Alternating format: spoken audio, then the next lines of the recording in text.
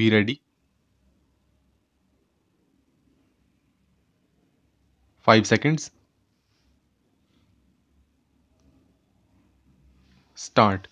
I have great pleasure in welcoming you to this inaugural meeting of the National Commission of UNESCO. This is in some ways a memorable occasion for the constitution of the National Commission gives concrete shape to our efforts for international cooperation in the fields of education, science and culture. It would therefore perhaps be appropriate if I should describe in some detail aims and objectives of UNESCO and the manner in which it has attempted to carry out its purposes. After the experience of two world wars within the course of barely 25 years, thinking men and women all over the world realize as never before that there must be a change in the outlook of man to avert the calamity of a future disaster. It was out of this universal desire to find an instrument for the settlement of disputes without resort to war that there arose the United Nations with renewed hope for afflicted humanity. All conflicts have their ultimate origin in the mind of man, and it was felt that unless the causes of fear, suspicion, distress, and jealousy could be eradicated from human minds, no efforts by politicians and statesmen could remove the possibility of future wars. At the time of the preliminary discussions for setting up a United Nations organization, it was therefore decided that there should also be an organization for promoting closer collaboration among different peoples of the world in the fields of education, science, and culture. Accordingly, UNESCO was set up to achieve these ends. At the time of the constitution of UNESCO, it was realized that cooperation and understanding among nations could be built only if there was cooperation and understanding among the different elements within the nation itself.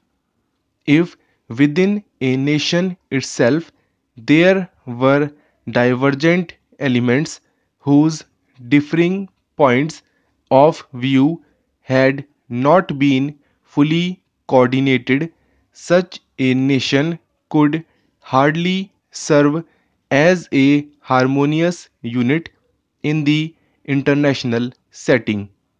Experience showed that there was not only large ignorance about different nations, but in many cases, members of the same nation were ignorant of one another's attitudes, beliefs, customs, and faith.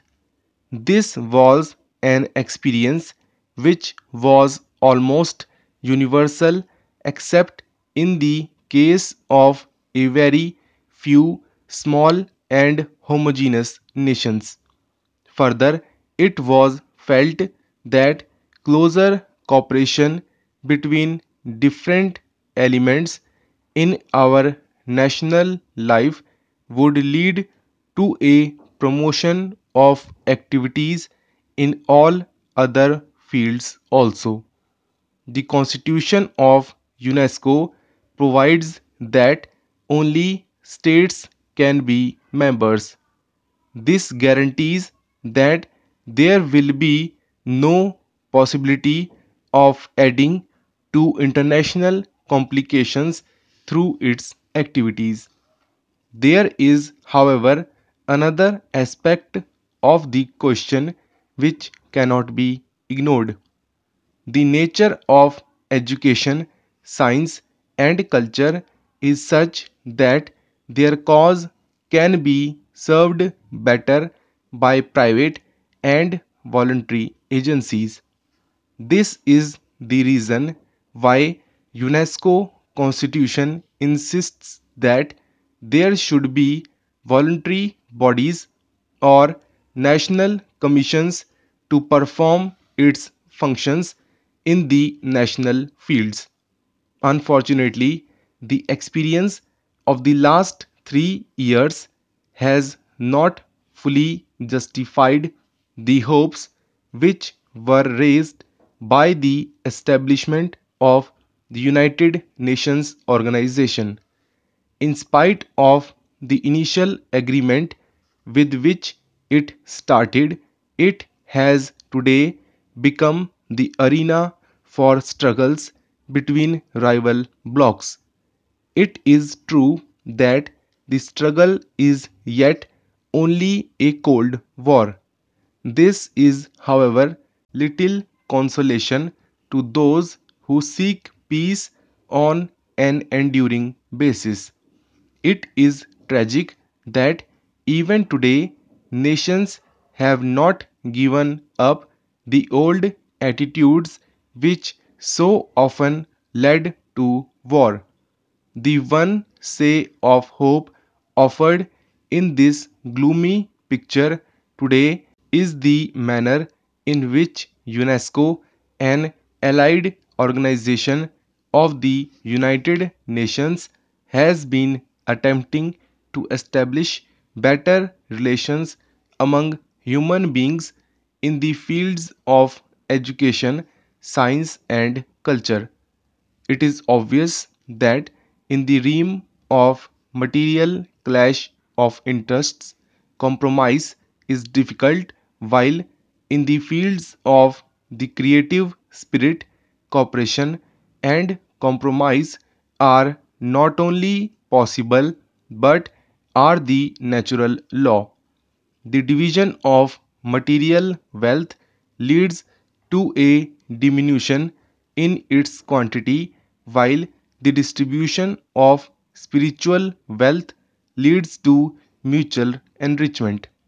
UNESCO has also rightly reorganized that all conflicts, even in the material field, have their ultimate origin in the mind of man.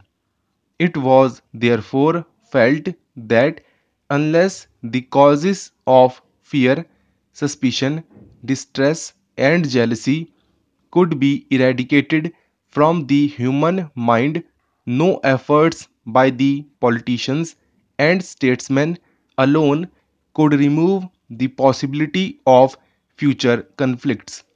This is the justification of UNESCO as well as the reason why it has become a rallying ground for the faith and hope of all who want to avert the disaster of a third world war. In its brief life of 3 years, UNESCO has already made considerable progress towards the achievement of its objects.